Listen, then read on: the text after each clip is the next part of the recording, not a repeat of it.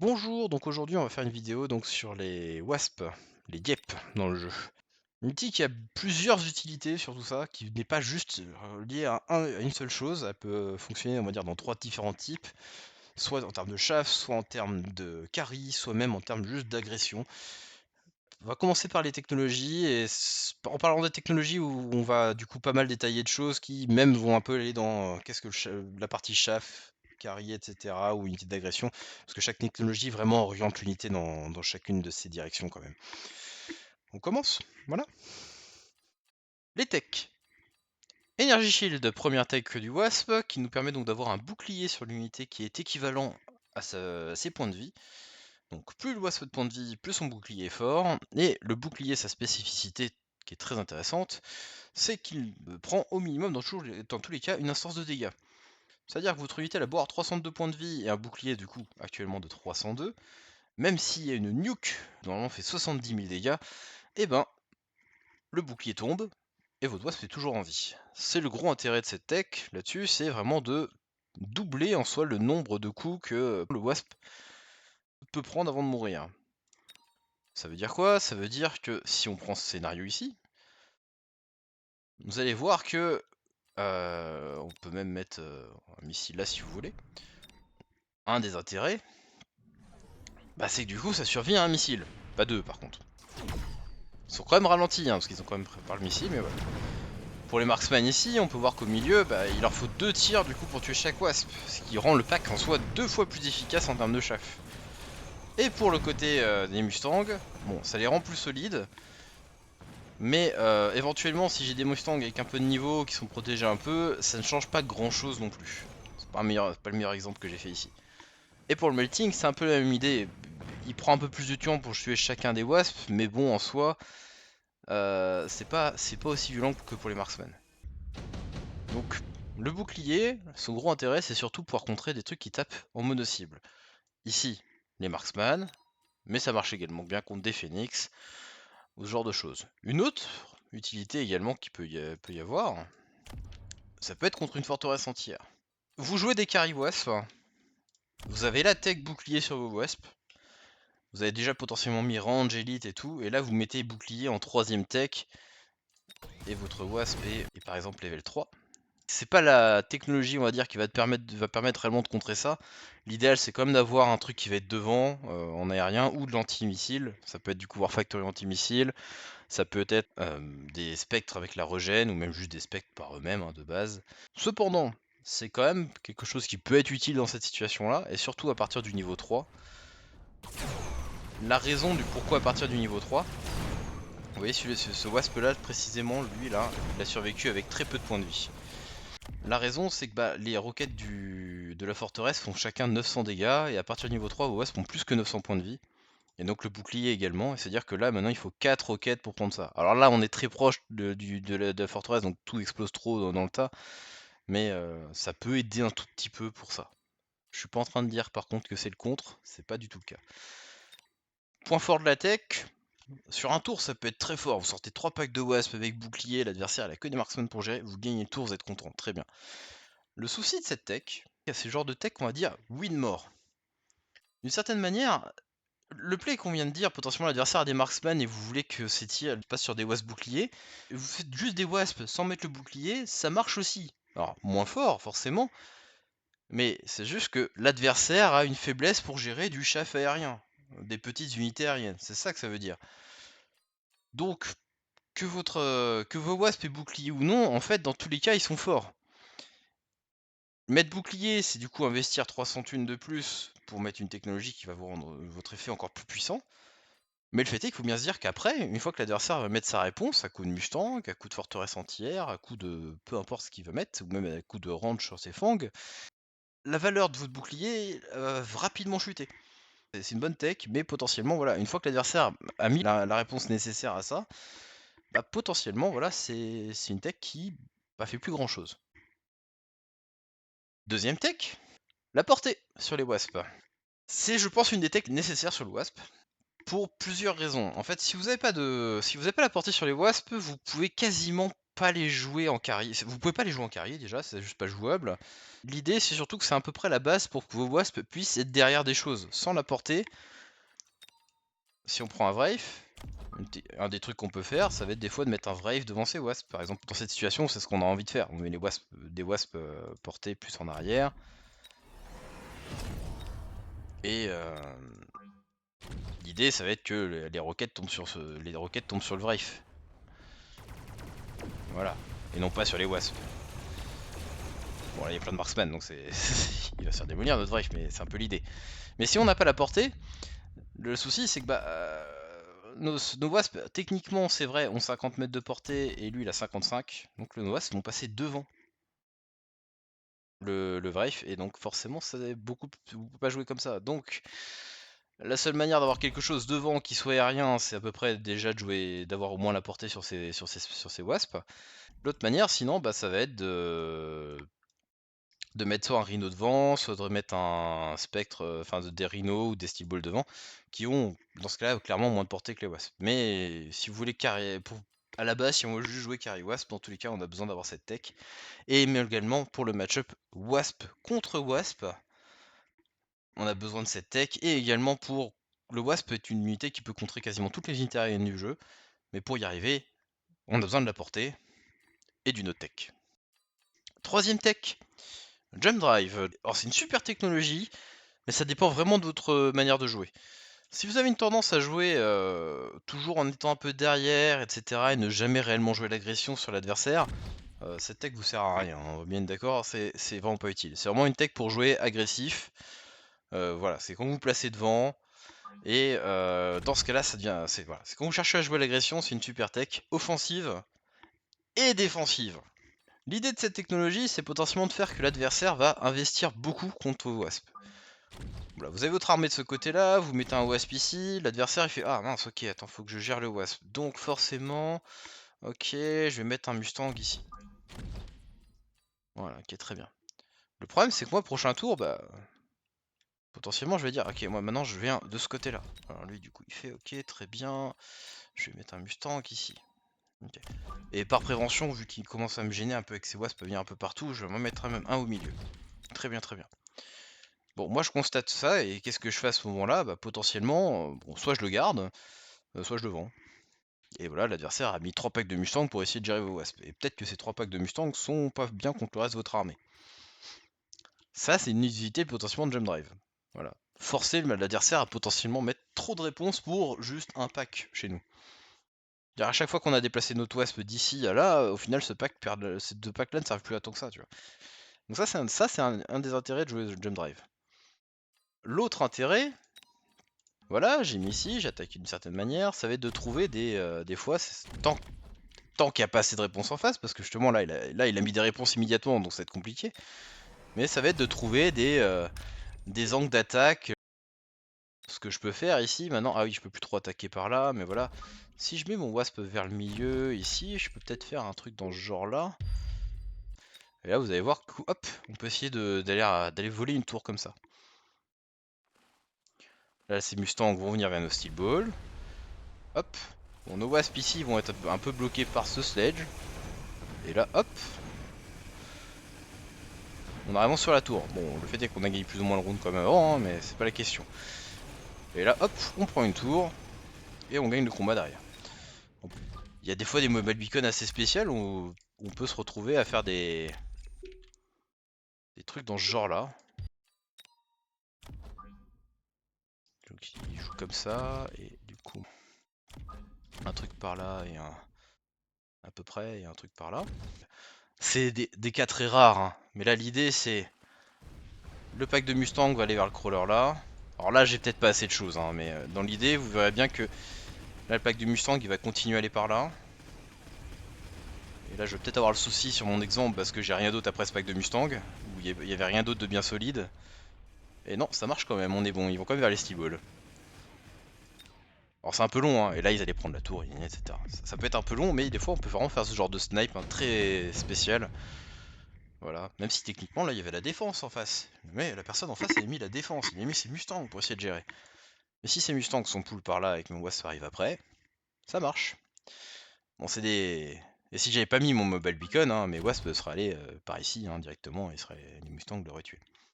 Donc ça, c'est des gros intérêts de Jump Drive. Trouver la faille.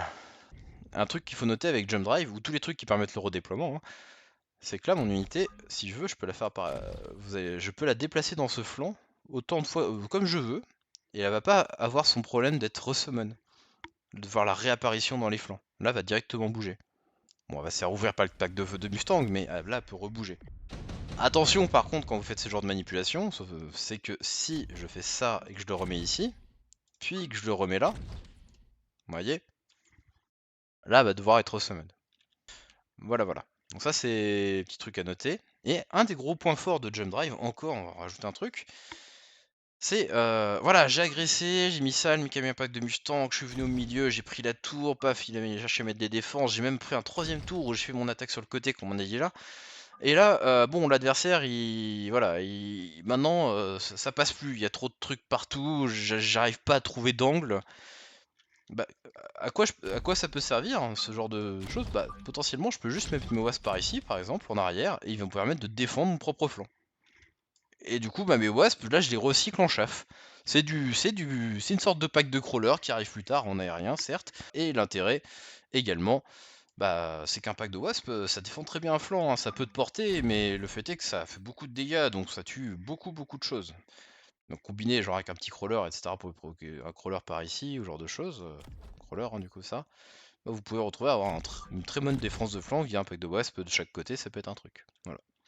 Et autre chose à noter, c'est que grâce à ça augmente la mouvement de speed du wasp de 5, ce qui fait que du coup, même si vous les mettez en arrière, ils peuvent quand même arriver assez rapidement devant. Donc Jump Drive, super tech, mais tout ce qu'on vient de dire avec Jump Drive, c'est vraiment je suis en train d'agresser l'adversaire, je trouve des failles, et après potentiellement je les mets en défense, c'est que quand ça marche, mais c'est cool, mais c'est quasiment que du gameplay aggro. Grande spec, s'il n'y a pas d'autres sources d'augmentation de dégâts, c'est vous multipliez vos dégâts par 3 contre les unités terrestres. Et un pack de wasp, ça fait mal. Vraiment, hein, ça fait très très mal les wasps. Hein. Le vrai gros souci des wasps, c'est que ça a que 50 mètres de portée, mais ça tape fort hein, de base. Et avec ça, vous allez tuer beaucoup de choses. En général, si vous voulez commencer à jouer des wasps carry dans cette situation-là, des wasps qui vont servir pour faire des dégâts, etc. Là vraiment, vous investissez dans vos wasps comme unité.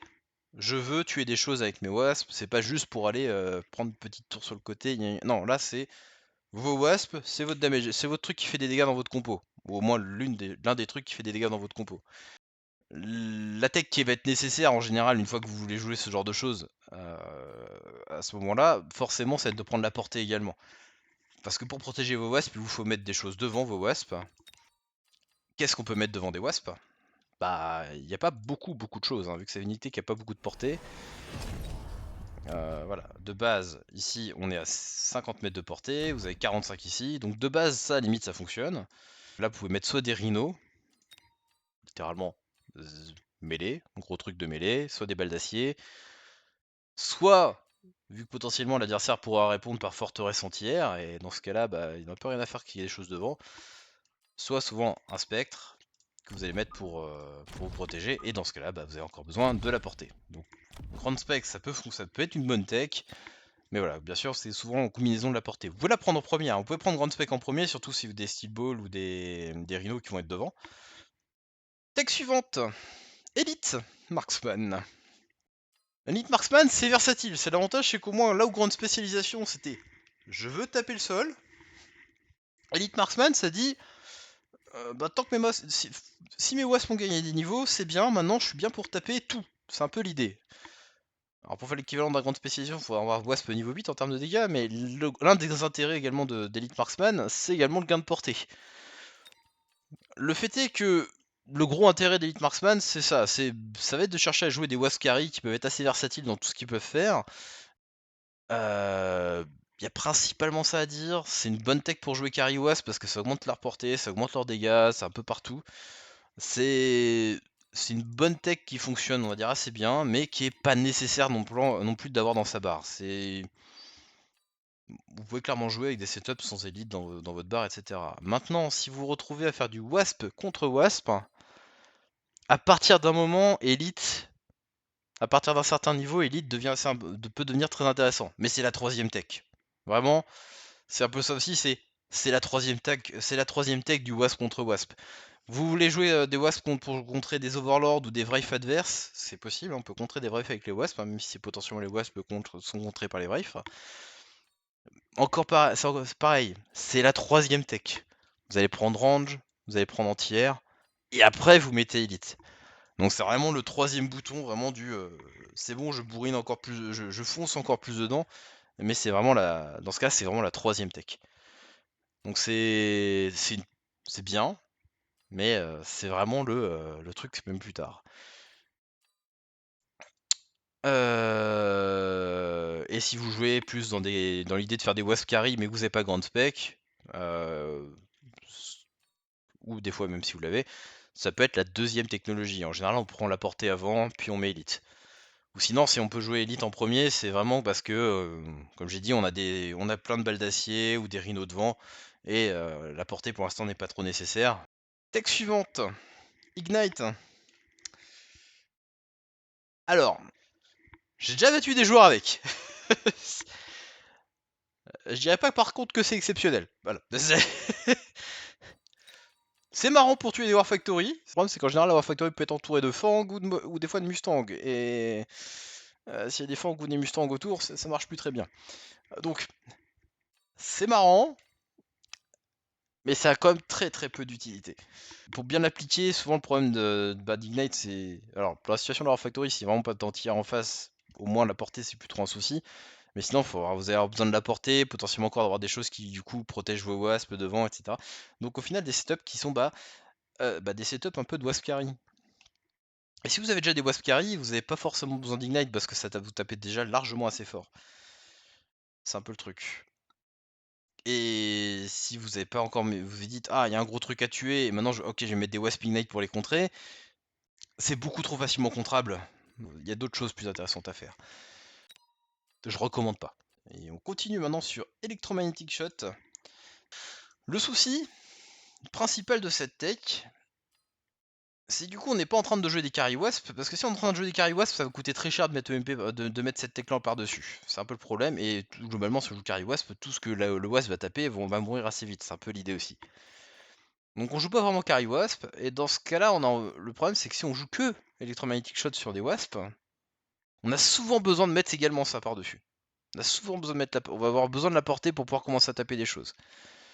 Et si on commence du coup à avoir besoin de mettre la portée par-dessus, ça commence à coûter cher, parce qu'il faut bien se dire qu'on là on n'est pas forcément une unité qui est en train de servir à faire des dégâts réellement. Là, c'est une unité qui va être là pour disable les techs adverses, donc on a besoin d'autres choses, etc. On est juste là pour disable des techs adverses si on a déjà besoin de mettre 2 techs. Et même avec ça, l'adversaire peut potentiellement bien le contrer, parce que le problème des wasps, c'est que même avec la portée, on a que 90 mètres de portée ici, ce qui est toujours moins que des mustangs, toujours moins que des massues, des forteresses, enfin plein de trucs, hein. Il y a plein de choses qui ont quasiment tout dans le jeu a plus de portée que ça. Et donc s'ils sont devant et qu'il n'y a rien pour les protéger, l'adversaire fait des mustangs et c'est fini. L'adversaire fait des wasps entières et c'est fini. Il y a plein de choses qui peuvent les contrer. Sans parler du fait que des fois il y a aussi l'option photon, hein, qui peut exister pour se protéger en début de fight. En début de combat. Donc tech intéressante, mais souvent le problème de cette technologie là, c'est le fait que pour que ça commence vraiment à briller, ça demande beaucoup d'investissement dans ces wasps. Tech suivante. Aïe explosive ammo. Pareil hein, que MP, sur le papier on se dit yes. Comme ça mes wasps vont pouvoir tuer le chef et tout. Et pour tuer le chef ça marche. Hein. C'est vrai, ça marche. Ça aide, hein, c'est sûr. Maintenant, est-ce que vous avez envie d'investir votre chef clear sur une unité qui n'a que 50 mètres de portée et qui est en carton? Et là, la réponse, souvent, ça va être ouais, mais si je mets la portée. Ah oui, du coup, encore une fois, on parle encore de la même chose, hein. Du coup, pour que mon unité fonctionne bien, je vais avoir besoin du splash, puis rajouter la portée, donc mettre au moins 2 technologies. Mettre au moins 2 technologies et potentiellement ça peut toujours se faire contrer, donc besoin de mettre des fois des trucs devant. Et je tiens à préciser qu'il y a une autre unité qui est arrivée au cas où, voilà, qui s'appelle le Spectre, qui a à peu près la même portée que le Wasp, ok, qui a beaucoup plus de points de vie que le Wasp, et qui, comment dire, Et l'une des meilleures unités pour clear dans le jeu. Voilà, vous faites ça, vous avez l'une des meilleures unités pour clear du jeu. Donc, avant-dernière technologie, Armor Piercing Bullet. Bah voilà. Voilà, donc je pense qu'à partir de là, vous comprenez que cette tech n'a juste aucun intérêt. Et dernière tech, Aerial Spécialisation, qui est, je pense, par contre, là, une des meilleures techs du WASP. Et une des plus importantes à avoir sur sa barre, en tout cas. L'aérial spécialisation permet en fait de transformer le Wasp quasiment comme un... Faut bien comprendre que avec ça, plus la portée, le Wasp peut quasiment contrer n'importe quelle autre unité aérienne dans le jeu. Vous pouvez tuer vous pouvez contrer des impériales avec ça, vous pouvez contrer des spectres avec ça. C'est possible. Mais là, vous allez taper à 90 mètres, plus 30 potentiellement, vous allez taper à 120 mètres. Un impérial, c'est 110. Donc vous vous retrouvez potentiellement, et vous, vu que vous êtes assez nombreux, il y a assez de nombre, et si vous avez d'autres trucs devant, c'est vraiment c'est très très bon pour tuer de l'aérien en face. Et avec ça, vous pouvez également du coup taper plus loin que des spectres, qui au mieux tapent à 95 mètres de portée. Et tant que le spectre vous avance pas dessus, c'est un peu le truc, attention. Tant que le spectre vous avance pas trop dessus, vous pouvez démolir des spectres avec des wasps en fait. C'est une réalité, c'est complètement ça. Le truc qu'il faut comprendre sur ARL spécialisation, j'y reviendrai peut-être plus en détail comment fonctionne l'ARL spec quand je parlerai du marksman. Le wasp va considérer les unités aériennes en soit 30 mètres plus proches que ce qu'elles sont. Ici, en théorie, vous dites c'est bon, je tape les steel balls. Et vous allez voir que non. On va taper le spectre. Alors par contre, on va se faire démolir par le spectre aussi. C'est un détail. Voilà. L'autre raison de pourquoi c'est une tech qui pour... Mais là pour l'instant on se dit ok c'est bien, ça permet potentiellement de contrer d'autres unités aériennes, c'est bien, mais je peux avoir d'autres trucs qui le font. Pourquoi c'est bien sur les wasps sinon? L'une des raisons aussi c'est que si votre adversaire est en train de partir sur des wasps, et qu'il n'a pas aerial spec, vous pouvez contrer ces wasps avec vos propres wasps. Et vu que le mec en face a mis des wasps, la personne en face n'a pas forcément envie de mettre des mustangs ou ce genre de choses, parce que ça fait vraiment très doublon après. Donc c'est un des contres aux wasps, c'est les wasps. Oui, c'est particulier. Et l'ordre des techs qui est à prendre dans cette idée-là, alors si c'est vraiment du duel wasp contre wasp précisément, la meilleure technologie de base c'est celle-ci. Parce que vous allez gagner en soit 30 mètres de portée dans votre match-up au lieu de 40 pour la portée, mais surtout ça va faire que vos dégâts sont augmentés de 90% quand vous tapez l'aérien, ce qui va vous permettre normalement de one-shot quasiment normalement les autres wasps, et c'est un peu l'idée. Et alors que sinon vous les tuez en 2 coups. Et voilà, l'objectif c'est d'avoir ces deux technologies-là. La troisième technologie sur des wasp niveau 1 et niveau 2, ça c'est la meilleure. En wasp contre wasp, je précise. Précisément juste ça, il n'y a pas d'autres trucs à côté. Et à partir du niveau 3, Elite commence à gagner. Je pense qu'il y a des situations où au niveau 3, bouclier peut gagner aussi si vos wasps peuvent avancer et compenser le 15 mètres de portée qui manque sans que les wasps adverses commencent à vraiment taper sur vos wasps. Il peut y avoir des situations comme ça, mais en wasp purement contre wasp, à partir du niveau 3, c'est les élites qui gagnent grâce au petit gain de portée et du coup le fait qu'ils tapent un peu plus tôt sur les premiers wasps de l'adversaire. Mais c'est vrai que si votre adversaire n'a pas du coup... il joue avec un setup qui n'a pas aerial spec, genre joue comme ça, et là il est en train d'essayer de vous jouer carry wasp, d'une certaine manière, vous pouvez juste jouer ça et ça contre ces wasps. Le fait de pas avoir aerial spec sur la bar vous expose à vous faire contrer par la même unité que vous êtes en train de jouer. À quoi sert le wasp? Bonne question. Pour certaines personnes, cette unité n'est pas bonne. Vous voyez des tier lists qui mettaient le wasp quasiment tout en bas de la tier list, etc. Et je ne pouvais jamais être d'accord pour moi avec ça. Le wasp a dans tous les cas actuellement un intérêt, le fait qu'il existe fait qu'il est déjà de base puissant. Voilà. Même si c'est juste pour mourir. Parce que le wasp a actuellement, on va dire, 3 utilités. Ça sert de chaff aérien. Donc comme les crawlers et les fangs, qui sont là pour mourir pour vos autres unités, le wasp c'est le chaff aérien. C'est-à-dire que c'est l'unité qui peut mourir pour les autres, mais qui se fait pas cibler par le truc au sol. Il y a trop de feu au sol, vous voulez avoir du chaff, Wasp, en face, il y a plein de sledge, il y a plein de storms, vous allez galérer avant. Votre chef il meurt assez facilement, mais vous voulez contrer les marksman ou les melting points adverses. Wasp. Au moins ça s'avance, c'est sûr, ça fonctionne, c'est en l'air. Ça va prendre forcément l'aggro de ça et c'est bien. Voilà. Donc ça c'est son utilité. Et le fait que cette utilité existe fait que le Wasp dans tous les cas pour moi ne pouvait pas être en bas d'une tier list. Parce que cette unité existe fait que on doit réfléchir au fait qu'on peut être vulnérable si on n'a pas de quoi tuer du chaff aérien. Si le Wasp n'existait pas dans le jeu, il n'y aurait aucun problème à jouer des Marksman, des Melting, des Phoenix, et du coup de ne jamais...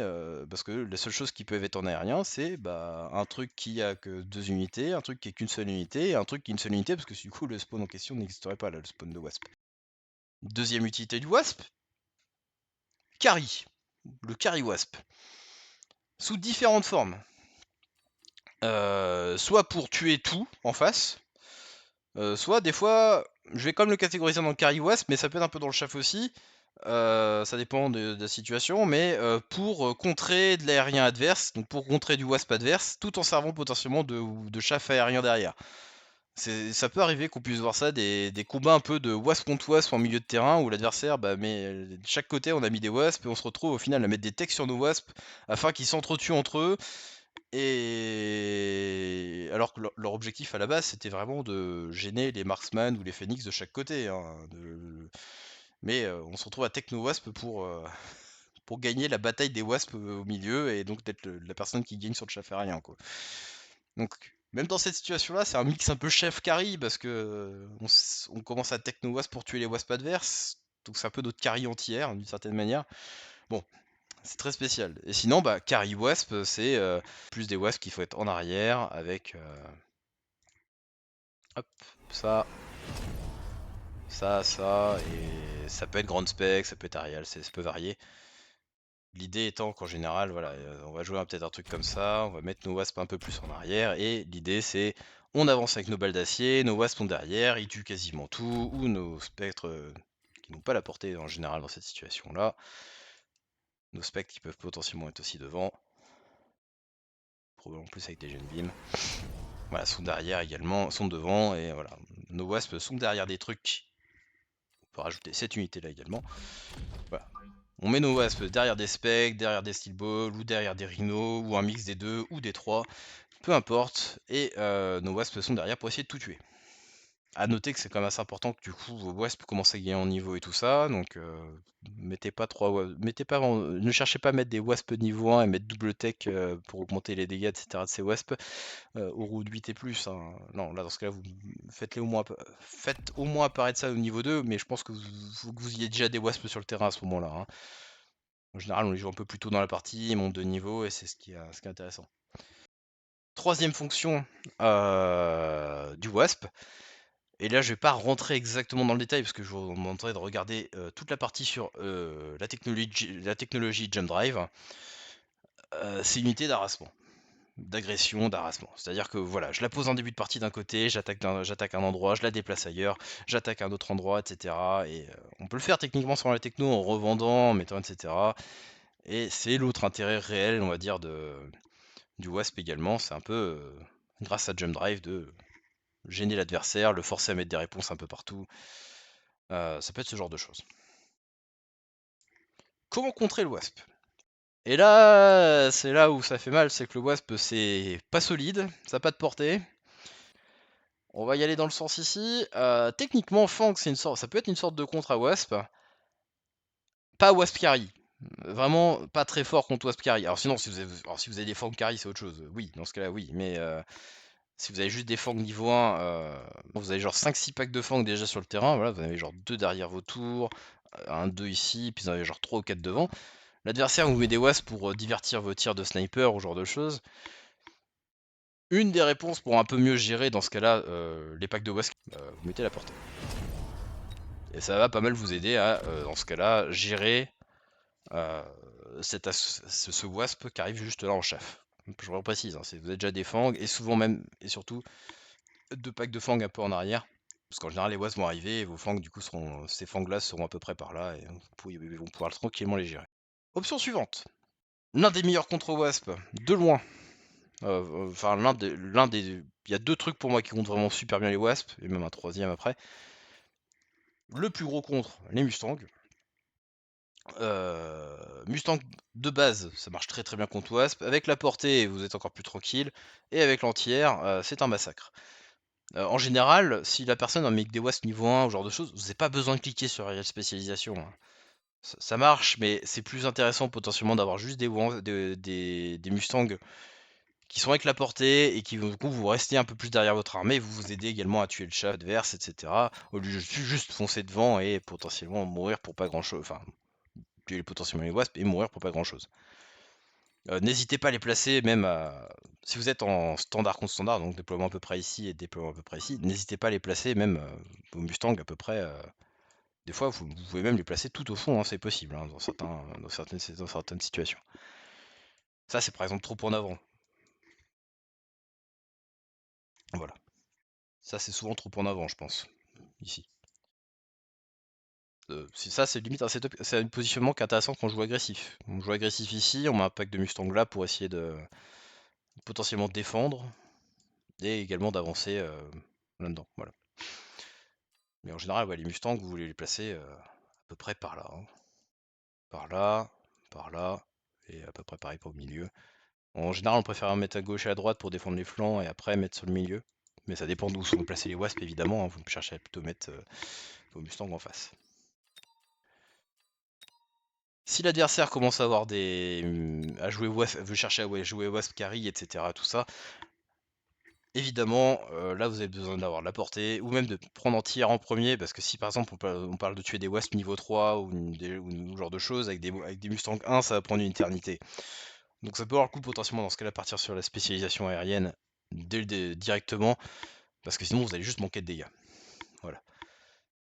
Mais plus tard vous allez prendre les deux techs, hein, de toute façon. L'idée c'est de prendre rangée entière, c'est ça. Suivant, une manière de contrer des wasps, avec des wasps. On a parlé tout à l'heure quand on parlait de la technologie anti-air. Bon, voilà.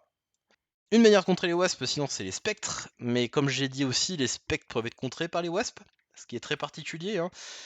Euh, un spectre de base, ça démolit des wasps. Voilà. Si on parle de base, voilà, ça a 5 mètres de portée de moins. Le spectre, il a 55, donc il a 5 mètres de portée. Voilà, il y a 5 mètres d'écart.